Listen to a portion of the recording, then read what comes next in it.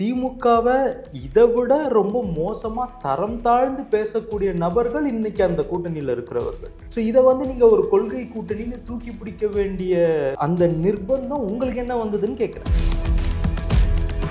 அண்ணாமலை என்ன சொல்றாருன்னா, பள்ளி குழந்தைகள் பொட்டு கயிறு இதெல்லாம் கட்டிட்டு போகணுன்ற மாதிரி சொல்றாரு. தப்பு. அவர் சொன்ன அதே வார்த்தைகளை சொல்லுங்கன்னு சொல்றேன். புத்ராஜ் கொட்டை, திருநீர் இதெல்லாம் இது சாதிய குறியீடுன்னு நீங்க சொன்னீங்கன்னா நீங்க உங்க பேர் என்ன பிரதர்னு கேட்க வேண்டிய சூழ்நிலைக்கு நீங்க என்ன தள்ளுவீங்க? ஒரு இந்து தன்னுடைய அடையாளங்களை வெளியே கொண்டு வந்து காட்டுறதுக்கு அச்சப்படுறான். அதே ஒரு மாற்று மதத்தினர்கள் அவர்களுடைய குறியீடுகளை மிக கௌரவமாக மிக பெருமையாக அணிந்து செல்கிறார்கள். எல்லா மதத்தினரும் கட்டக்கூடாது போடக்கூடாதுன்றதான் வலியுறுத்துறாங்க. நீங்க ஏன் ப்ரமோட் பண்றீங்க இந்துத்துவத்தில் சகோதரத்துவம் இல்லைன்னு? இந்துங்கிறது ஒரு வாழ்வியை நெறி. ஒரு இந்துத்துவத்தை ஒரு மதத்தை கடவுள் பக்தியை மேலோங்க செய்யணுங்கிறதுக்கான முக்கிய காரணம் தான் இந்த மாநாடு. அப்படி ஒன்றும் தெரியலையே. இந்துத்துவம் சாதியை தூக்கி பிடிக்கிறது அப்படின்னு நீங்க சொன்னீங்கன்னா நீங்க ஆன்டி ஹிந்து தான்.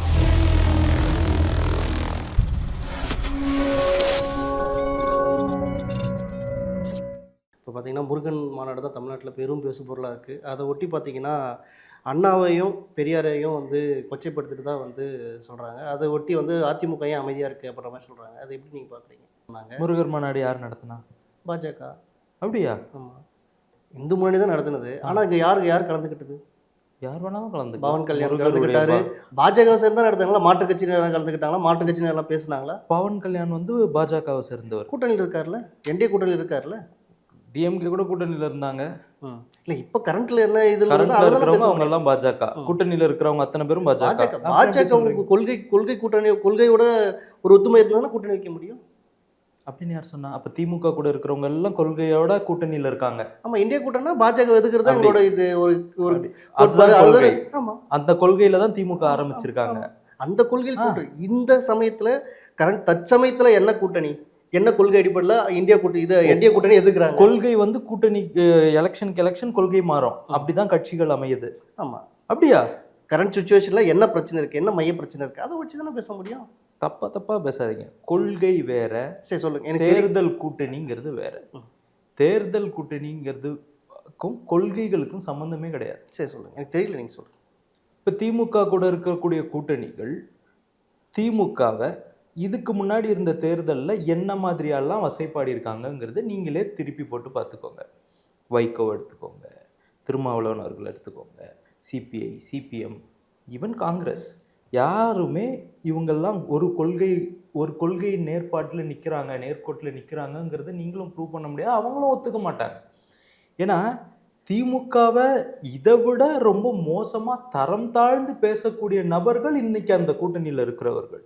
ஸோ இதை நீங்கள் ஒரு கொள்கை கூட்டணின்னு தூக்கி பிடிக்க வேண்டிய அந்த நிர்பந்தம் உங்களுக்கு என்ன வந்ததுன்னு கேட்குறேன். உங்களுக்கு எதாவது இருக்கா? இல்லை. அப்போ அதை பற்றி பேசாதீங்க. அதை பற்றி பேசாதீங்கன்னா நீங்கள் என்ன சொன்னீங்க? ஒரு முருகன் மாநாடு அரசியல் இருக்காது, ஆன்மீகம் மட்டும்தான் இருக்குன்னு சொன்னீங்க. இங்கே என்ன? அண்ணாவையும் பெரியாரையும் விமர்சனம் பண்ணுற மாதிரி ஒரு காணொலி வெளியிட்டீங்களா இல்லையா? இந்துக்களை எதிர்த்து பேசியவர்களை அவங்கள பற்றி பேசுறதுக்கான உரிமை அங்க இருக்கக்கூடிய மாநாட்டில் வந்தவர்கள் ஒரு சிலர் பேசியிருக்கலாம். அதுக்காக ஒரு சிலர் இல்லைங்களே, காணொலி வெளியிட்டிருக்கீங்களா? சரிங்க, காணொலி வெளியிட்டா அது நரி போல ஒரு இது திராவிடத்தை ஒழிப்போம் அப்படின்ற மாதிரிலாம் சொன்னீங்களா? சரி, அது ஒரு அரசியல் கிடையாது. அது கிடையாதுங்க. நீங்க இது ஒரு தனிநபர் கூட அடுத்த டாபிக் ரிலீஸ் பண்ணவங்க கிட்ட கேட்கலாம். ஒன்று. ரெண்டாவது, இது தனிநபர் சார்ந்து திராவிடம் சார்ந்து அப்படிங்கிறது நீங்க போகக்கூடிய பட்சத்தில் அதே ஆட்சியாளர்கள் இந்து சமய அறநிலையத்துறை மூலமாக அவங்க ஒரு முருகர் பக்தர் மாநாடுன்னு ஒன்று நடத்தினாங்க. அவங்க நடத்த முடியும் அந்த பக்தர் மாநாடை, முருகர் மாநாடு அவங்க நடத்தலாம். ஒரு இந்து முன்னணிங்கிற ஒரு அமைப்பு நடத்தினா அது அரசியல் சார்ந்ததுன்னு நீங்கள் சொல்லுவீங்க. இதில் என்ன மாதிரியான அரசியல் பேசப்பட்டதுங்கிறது எனக்கு இப்போ நீங்கள் சொல்கிறதெல்லாம் புதுசாக இருக்குது. இது அரசியல் மாநாடு, இது முருகர் மாநாடு இல்லை அப்படிங்கிறத நீங்கள் ப்ரூவ் பண்ண முடியாதுல்ல. அதுக்கு அக்னாலஜ்மெண்ட் கொடுக்கறதுக்கும் அதை சர்டிஃபை பண்ணுற அத்தாரிட்டி நீங்கள் கிடையாதுல்ல. நீங்களா? அது முருகர் பக்தர்கள். அதான் லீவ் இட் டு தெம், அவங்களுக்கு தெரியும். சரி, ஓகே, அதில் அரசியலே பேசலைன்ற மாதிரி சொல்கிறீங்க. ஆனால் அண்ணாமலை என்ன சொல்கிறாருன்னா, பள்ளி குழந்தைகள் வந்து பொட்டு கயிறு இதெல்லாம் கட்டிட்டு போகணுன்ற மாதிரி சொல்கிறாரு. கடைசியாக தென் மாவட்டங்களில் பார்த்தீங்கன்னா பொட்டு கயிறு கட்டு வந்து பெரிய சாதி பிரச்சனை நடந்தாலையும் நாங்குநேரியில் வந்து ஒரு பையனை வெட்டியிருக்காங்க. இதுக்கு விசாரிக்கும் போது கயிறு தான் பெரிய பிரச்சனையாக இருக்குது. செவுரில் வந்து ஒட்டி வைக்கிறதா இருக்கட்டும், சாதி வந்து கயிறில் வைக்கிறதா இருக்கட்டும், இதுதான் பெரிய. ஆனால் இந்த சமூகம் வந்து கயிறு கட்டக்கூடாது, சாதி குறியீடுகள் இருக்கவே கூடாதுன்னு நீதியரசு சந்துரு போன்ற ஆட்களை போராடுறாங்க. ஆனால் நீங்கள் திரும்ப அதே பண்ணுங்க அப்படின்ற மாதிரி சொல்கிறது இது அரசியல் கிடையாதா? நீங்கள் திரும்ப அவரு அண்ணாமலை அண்ணன் அவர் சொன்ன அதே வார்த்தைகளை சொல்லுங்க. பொட்டு கயிறு இதெல்லாம் கட்டக்கூடாதுன்ற மாதிரி சொல்கிறேன், கட்டிட்டு வரணுன்ற மாதிரி. தப்பு தப்பு. அவர் சொன்ன அதே வார்த்தைகளை சொல்லுங்கன்னு சொல்கிறேன். புரிஞ்சுக்கிட்ட புரிஞ்சுக்கிட்டதுக்கெல்லாம் பதில் சொல்ல முடியாது. நீங்க புரிஞ்சுக்கிட்டதை அவர் சொன்னதா சொல்றீங்க, அது அபத்தம்னு உங்களுக்கு தெரியலையா? நீங்க புரிஞ்சுக்கிட்டதை பொட்டு கயிறு கட்டக்கூடாது கட்டிட்டு வரணும்னு சொன்னாரா இல்லையா? சொல்லல. திருநீர் சொல்லலையா? சொல்லல. காணொலி எடுத்து காட்டிட்டு நீங்க சொல்லுங்க. இப்ப சொல்லுங்கல்ல, அதுதான் வார்த்தை. சொல்லுங்க, அந்த வார்த்தையை சொல்லுங்க. திருநீர் கயிறு கட்டு வரணும். தப்பு. ருத்ராட்சி கோட்டை.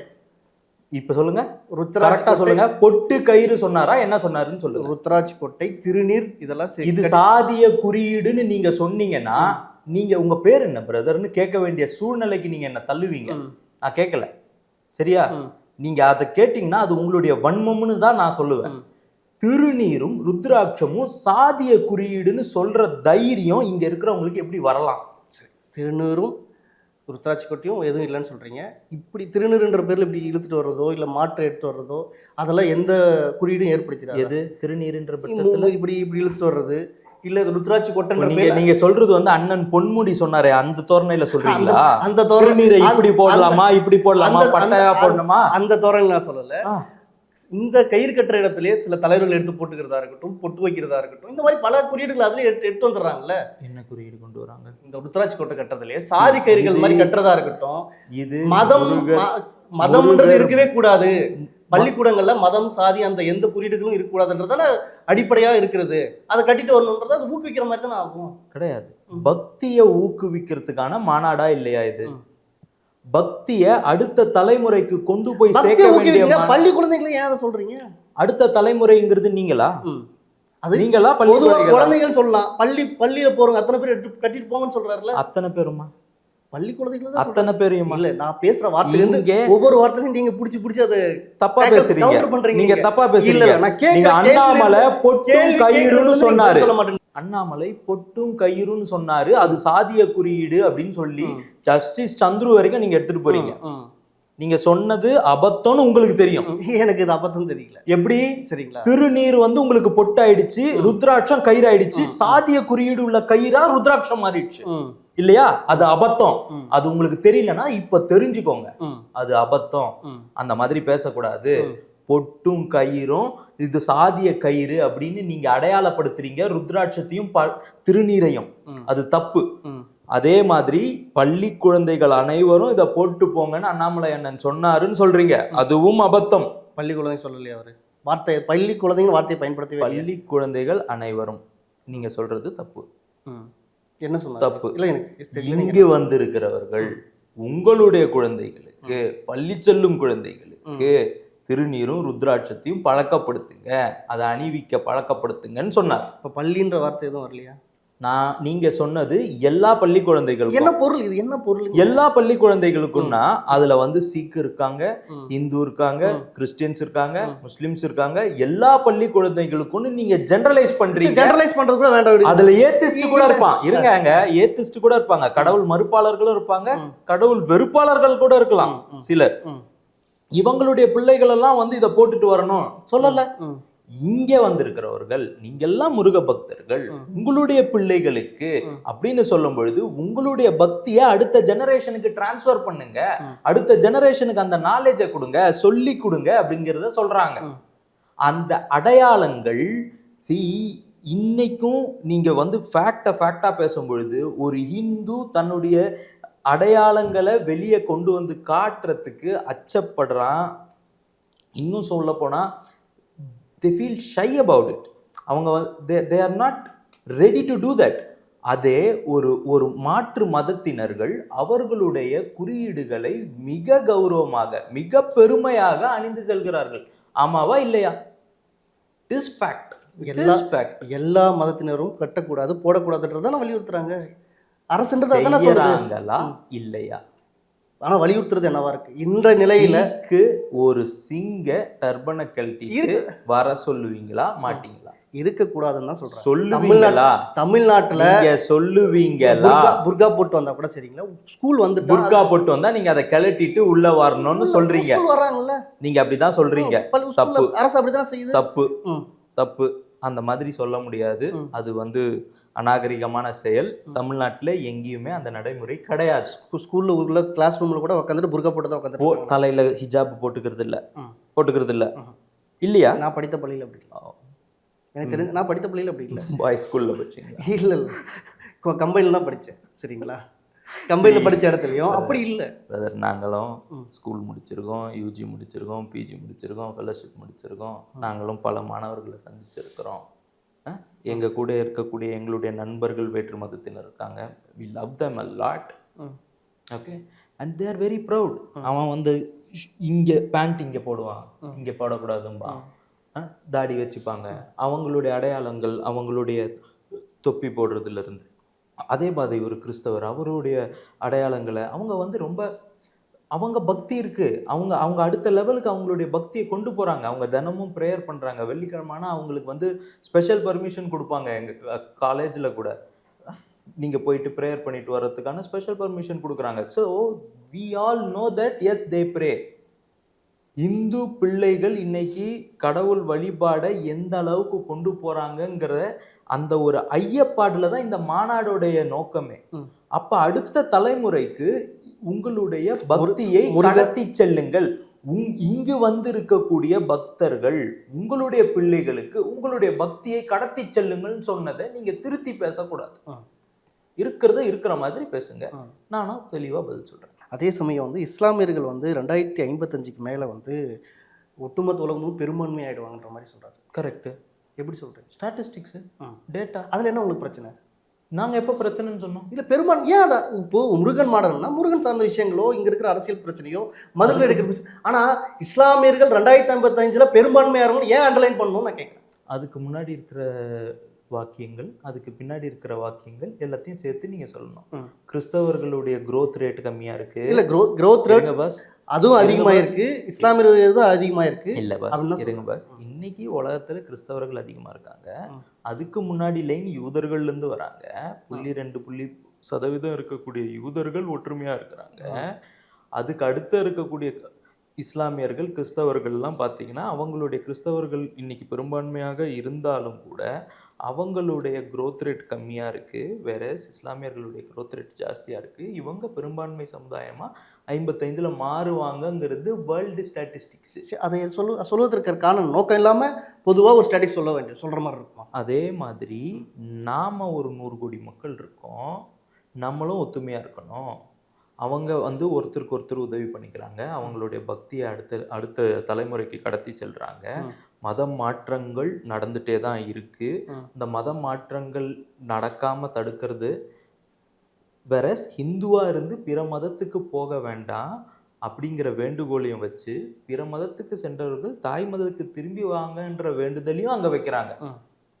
இவ்வளோ கான்வர்சேஷன் இருக்கு. இல்லை இதில் மெயின் பாயிண்ட் என்ன சொல்றாங்க? இதுதான் இல்லை, மெயின் பாயிண்ட் என்ன சொல்கிறாங்கன்னா, திருமூல நாட்டாருக்கும் இல்லை மற்ற அரசியல் தலைவர் என்ன சொல்கிறாங்கன்னா, இந்து மதத்தில் சகோதரத்துவம் இல்லை, இந்து மதத்தில் மற்ற மதத்தை போல அப்படி ஒரு இது கிடையாது. இங்கே இருக்கிற சனாதனம், அதே சமயம் சாதி வேற்றுமை இங்கே இருக்கிற மாதிரி மற்ற மதத்தில் இல்லை. அதனால தான் மதம் மாறுறான் அப்படின்ற மாதிரி ஐடென்டிஃபை பண்ணுறான். திருமாவளவன் இந்துவா?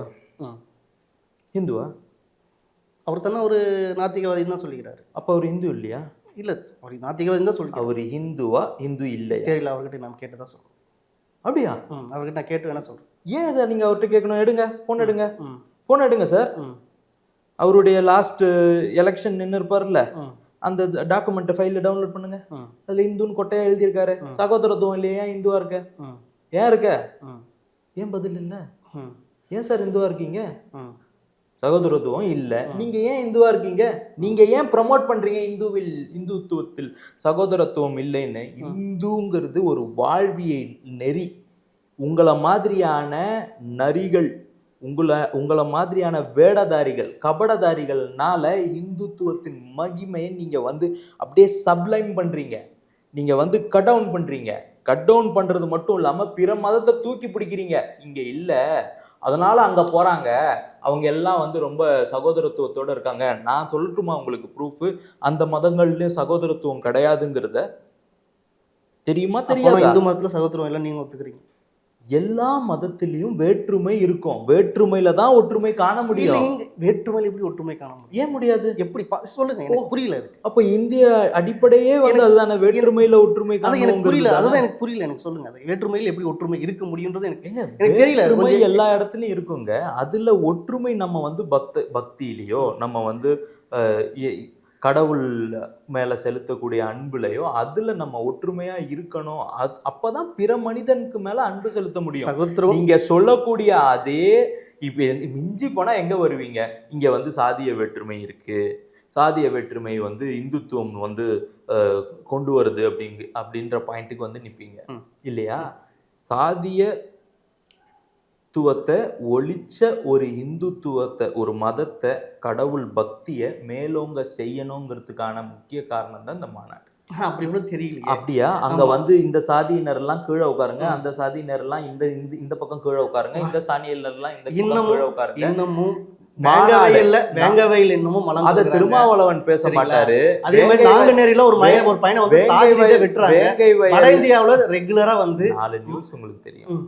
இது நீங்க 2வது வாட்டி 3வது வாட்டி சொல்றீங்க. ஆமா, இது debate ல. பெரிய இருங்க, இந்தியா நான் முழுசும் ஒரு சொல்றேன். பெரிய டிபேட்டா நான் இருக்கும்போது சொல்றேங்க. கேட்கணும்லங்க இது. நான் சொல்றேங்க. நீங்க தான் சகோதரம் இருக்குன்றீங்க, வேற்றுமை இருக்குன்றீங்க. ஆனா பெரும்பான்மையா இருக்குல்ல. சாதி ரீதியான தொடர்ச்சியான குற்றச்சம்பவம் தொடர்ந்து நேத்து கூட உயர்நீதிமன்றம் என்ன சொல்லுது? சாதி ரீதியான பிரச்சனை தமிழ்நாட்டுல இன்னும் இருக்கு, ஒளியில பண்ற மாதிரி தானே சொல்றாங்க. சாதிக்கும் மதத்துக்கும் இருக்கிற வேற்றுமை முதல்ல உங்களுக்கு தெரியணும். ம். புரியுதா? சாதியோட சாரம் தான் மதம் பண்றாங்களே. தப்பு. ம். அப்படின்னா ம். கிறிஸ்தவ மதத்துல இந்த சாதியினர் இந்த இந்த சர்ச்சுக்குள்ள வரக்கூடாதுன்னு சட்டம் இருக்கா இல்லையா? ம். இருக்கு. தமிழ்நாட்டுல இருக்கு. இந்த சாதியினர் பெஞ்சில் உட்காருங்க, இந்த சாதியினர் கீழே உட்காருங்கன்னு கிறிஸ்தவர்களுடைய சபையில இருக்கு. இல்லைன்னு நீங்க மறுத்து பேச முடியுமா? கண்டிப்பா முடியாது. ஆ? முடியாது. முடியாது. அப்புறம் ஏன் எங்களை அதையும் கண்டிக்க தான் செய்யறாரு. கண்டிங்க. அன்டச்சபிலிட்டின்னு ஒரு புத்தகத்துல அம்பேத்கர் என்ன சொல்றாருன்னா, திருநெல்வேலியில் இருக்கிற ஒரு சர்ச்சில் இந்த மாதிரியான வேறுபாடுகள் இருக்கு அப்படின்ற மாதிரி அவர் சொல்றாரு. ஆனா பல கூட்டங்கள்ல பல மேடைகள்ல இதுவும் வலியுறுத்துறாங்க. கிறிஸ்துவர்கள்லயே இதுல இருக்கிற சாதி பிரச்சனை இருக்குன்றது அங்கேயும் கண்டிக்கிறாங்க. ஆனா இதையும் ஆனா இதை கண்டிச்சா மட்டும் ஒரு மதவாதி, இந்து தேச விரோதி, you R A anti Indian சொல்றது என்ன? நீங்க தான் அப்படி முத்திரை குத்துறீங்க. நீங்க இந்துத்துவத்தையும் வேறுபாடுகள் நீங்க ஒழிக்கணும் தானே சொல்றீங்க. இந்துத்துவத்தையும் சாதியையும் சேர்க்கிறீங்க. சாதிய இந்துத்துவம் தூக்கி பிடிக்குதுன்னு சொல்றீங்க. எனக்கு அது தப்பு. இந்துத்துவமும் சாதியமும் வேறு வேறுன்றீங்க. அது கொஞ்சம் எனக்கு எக்ஸ்பிளைன் பண்ணீங்கன்னா கொஞ்சம் பெட்டரா இருக்கும். இந்துத்துவமும் சாதியும் வேறு வேறுங்கிறதுக்கான எக்ஸ்பிளனேஷன் தான் இப்ப கொடுத்தேன். அப்படி எப்படி கிறிஸ்தவத்துல சாதி இருக்கு? எப்படி இருக்கு? இஸ்லாமியர்கள்ல சாதி ரீதியான வகைப்பாடுகள் இருக்கா இல்லையா? இருக்குதா இல்லையா? இல்லையா? இருக்கு. இப்போ இஸ்லாமியம் சாதியை தூக்கி பிடிக்கிறது, கிறிஸ்தவம் சாதியை தூக்கி பிடிக்கிறதுன்னு சொல்ல உங்களுக்கு வாய் வரல, வரமாட்டீங்கதுல்ல. கண்டிங்க பாஸ். கண்டிக்கிறது வேற, எல்லாரும் கண்டிப்போம். இந்த மதங்கள் சாதியை தூக்கி பிடிக்குதுன்னு சொல்ல உங்களுக்கு வாய் வர மாட்டேங்குதுல்ல. அப்ப இந்துத்துவம் சாதியை தூக்கி பிடிக்குதுன்னு சொல்லவும் வாய் வரக்கூடாது. இந்துத்துவத்தில் இருக்க இந்துக்கள் சிலர் சாதியை பின்பற்றுகிறார்கள், அதை நாங்கள் கண்டிக்கிறோம் அப்படின்னு சொல்லுங்க. நானும் எஸ் லெட்ஸ் கண்டம் தட்னு சொல்லுவேன். சிலர் தான் சாதியை வந்து தூக்கி பிடிக்கிறாங்க. இப்ப பலருங்கிறீங்களா? பெரும்பான்மை. ஒவ்வொரு கிராமமும் சாதியாக தான் பிரிஞ்சிருக்கு. நீங்க கிராமத்தில் எடுத்து பார்த்தீங்கன்னா இந்த சாதிக்காரன் இந்த ஊர்ல இங்க தான் இருப்பான், இந்த சாதிக்காரன் இந்த ஊர்ல இருப்பான், இந்த சாதிக்காரன் இந்த அப்படிதானே இருக்கு. ஸோ நம்ம வந்து இந்து மாநாடுல இருந்து சாதிக்குள்ள போறோம். ஓகே, போவோமா? சாதிக்குள்ள போவோமா? சாதியை யாரெல்லாம் தூக்கி பிடிக்கிறாங்க? திராவிட முன்னேற்ற கழகம் சாதியை தூக்கி பிடிக்கிறதா இல்லையா? சொல்லுங்க. பிடிக்குது. ஆமா, சாதி அதுல மாற்றுக்கிறதே கிடையாது. ஆனா இதுல இருக்கிற தவறுகளோ எதாவது சொல்றா குற்றச்சாட்டை அவங்க தவிர்த்துக்கிட்டு அது குறைக்க ஆரம்பிக்கிறாங்க. ஆனா இது ஏதாச்சும் நீங்க இந்த மாதிரி சகோதரத்துவம் இல்லை ஏதாச்சும் சொன்னா ஆன்டி இந்தியன் சொல்றதா இருக்கட்டும், இந்து தேச விரோதின்னு சொல்றதும் நீங்க, நான் திரும்பவும் சொல்றேன், இந்துத்துவம் சாதியை தூக்கி பிடிக்கிறது அப்படின்னு நீங்க சொன்னீங்கன்னா நீங்க ஆன்டி ஹிந்து தான். ஏன்னா உங்களால மற்ற மதங்களை அந்த மாதிரி காயின் பண்றதுக்கான தைரியம் உங்களுக்கு கிடையாது. அந்த தைரியம் உங்களுக்கு மற்ற மதத்துக்கு இல்லாத பொழுது இந்துத்துவத்தை சொல்றது தப்பு. பெரும்பான்மைன்னு தானே யோசிப்பாங்க. தப்பு. பெரும்பான்மை எங்க தப்பு. பெரும்பான்மை எங்க தவறு நடக்குது அதுல தான் சொல்ல முடியும். தப்பு. நீங்க ஒரு நரேட்டிவை திரும்ப திரும்ப திரும்ப செட் பண்றதுனால அது உண்மை ஆகாது. பொய் திரும்ப திரும்ப சொல்லப்படுவதனால அது உண்மையாக போறது கிடையாது. இந்துக்கள்ல சிலரோ பலரோ அது உங்களுக்கு அதுக்கு ஏதாவது ஸ்டாட்டிஸ்டிக்ஸ் வச்சிருந்தீங்கன்னா அந்த ஸ்டாட்டிஸ்டிக்ஸ் கொண்டு வந்து இதுல பலரா சிலராங்கிறத அதுக்கப்புறம் முடிவு பண்ணிட்டு ஒரு சிலர்னு நான் சொல்றேன், இல்ல வெகுஜனம்னு நீங்க சொல்றீங்க, அதை நீங்க வந்து ஸ்டாட்டிஸ்டிக்கலி ப்ரூவ் பண்ண பிறகு இவர்கள் எல்லாம் சாதியை தூக்கி பிடிக்கிறார்கள், இதை நாங்கள் வந்து கண்டிக்கிறோம் அப்படின்னு நீங்க சொல்லுங்க. எஸ், லெட்ஸ் கண்டம்னு நானும் சொல்றேன்.